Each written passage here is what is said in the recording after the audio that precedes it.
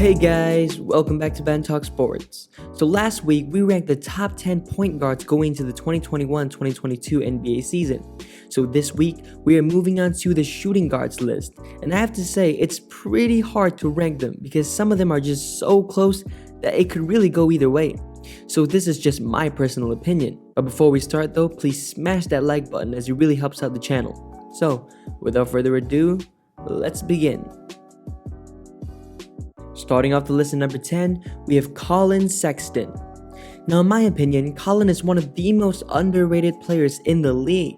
Now maybe because he plays for the Cavaliers, which are one of the worst teams in the league, but Sexton is one of the few bright spots on the team.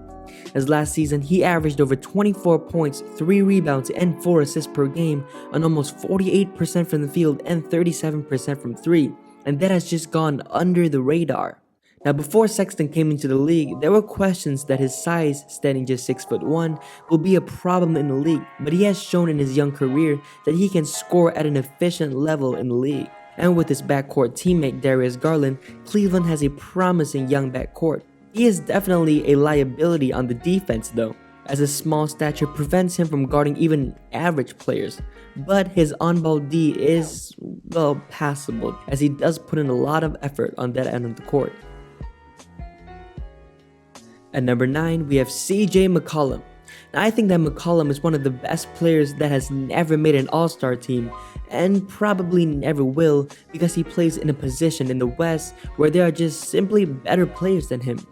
But that doesn't mean that CJ isn't a great player. I mean, he is, and for years now he has been a perennial 20-point per game scorer, and last season was definitely no different, as he put up arguably his best season of his career, averaging about 23 points and almost 5 assists per game on 40% from behind the arc on nearly 9 attempts per game.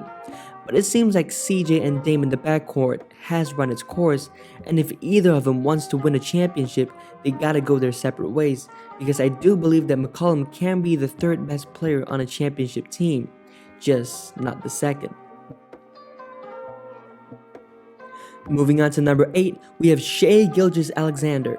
So ever since his rookie year, Shai has taken really big strides every season of his young career, averaging just over 10 points per game as a rookie, then upping that to 19, and now to almost 24 points per game.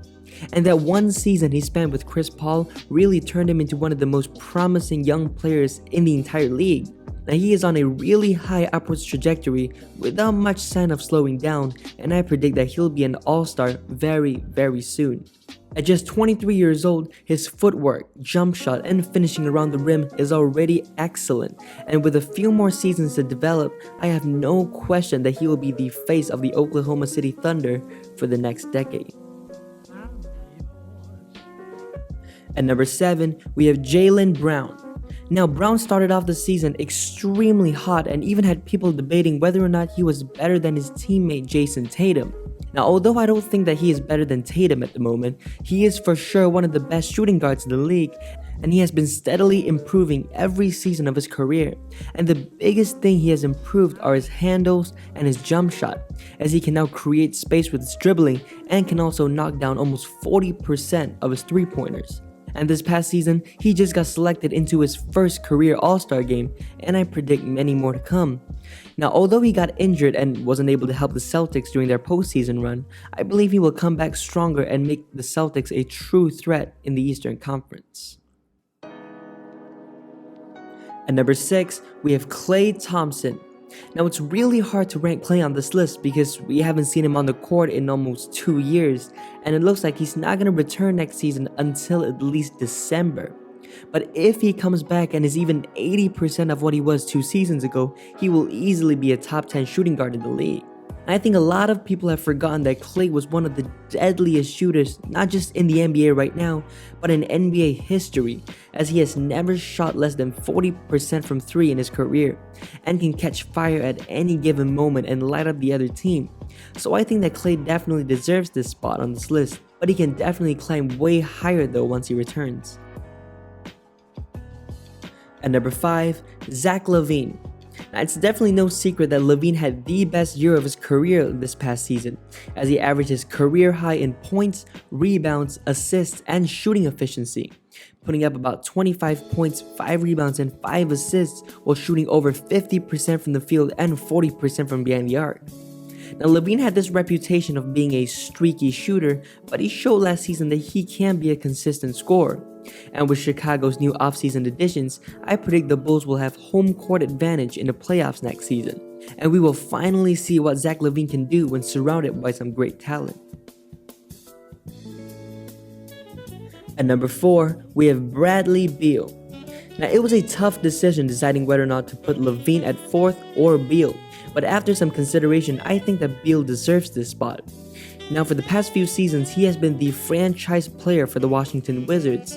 Now, he was the 2nd leading scorer in the league last season and is currently one of the best scorers just in the league in general, putting up multiple 50-plus point games. But unfortunately, all that scoring still doesn't account to many wins, as they just sneaked into the playoffs but got gentlemen swept by the 76ers. So I think that Beal should just request a trade from the Wizards so that he can take his talents to a team that can actually make a deep playoff push. Coming in at number 3, we have Devin Booker.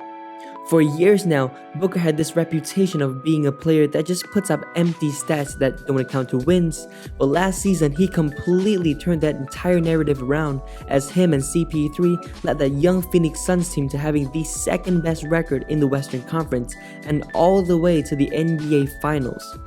And he played amazingly during his first postseason run, as he averaged over 27 points and 4 assists per game, and he broke Rick Barry's record of the most points scored in the player's first playoff run, with 542 points, and he broke that record that was set all the way back in 1967. But unfortunately, they couldn't get the job done as they lost in the finals. But with Chris Paul resigning and another year of development from Booker, I think we are in for a superstar season by D-Book. At number 2 is Spider himself, Donovan Mitchell. Now, last season, Donovan Mitchell led the Utah Jazz to the number 1 seed in the Western Conference, which definitely surprised a lot of people, including myself, so he showed that he can be the number 1 option on a championship contender. But the reason I have Mitchell this high on this list is because of his amazing playoff performance. Now, even though they fell short of expectations and lost in the 2nd round, it was definitely not the fault of Mitchell, as he averaged over 32 points and 5 assists per game. And keep in mind, he came back after missing the final few games of the regular season with an injury, so to come back and perform like he did, he definitely deserved this number 2 spot. And it looks like with every postseason run, he just gets better and better and more comfortable in his role. So I wouldn't be shocked if we see an MVP type season from Donovan. Now, before we get to the number 1 spot, here are some honorable mentions that just missed the cut. And those players are Anthony Edwards, Karis LeVert, RJ Barrett, and Terry Rozier. Finally, at number 1, we have James Harden. Now, even though James had a pretty weird season with the whole fiesta of him wanting to leave Houston and playing in games while being out of shape, then getting traded to Brooklyn to form the league's deadliest Big Three, and suddenly turning into this whole different beast, and although this past season was by far his least productive, mainly because he was injured for a portion of the season, then essentially playing on one leg against Milwaukee, I don't think that it was enough to take him off this number 1 spot. Now, James has been the best 2 guard in the league for what seems like a decade now, and we all know what he is capable of on the offensive end. The finishes around the rim, the deadly step back 3, and arguably the best offensive player in NBA history. And I think if he stays healthy next season, the Nets will be almost unbeatable. So that's my list of the top 10 shooting guards going into the 2022 NBA season. Now let me know in the comment section down below, what do you guys think of this list, and who do you think I left off this list? So with that being said, thank you guys very much for watching this video. We are pushing for 5,000 subscribers in 2021, so if you guys liked it, smash that like button, subscribe to the channel, and turn on notifications as I upload new videos every single week. And thanks for watching.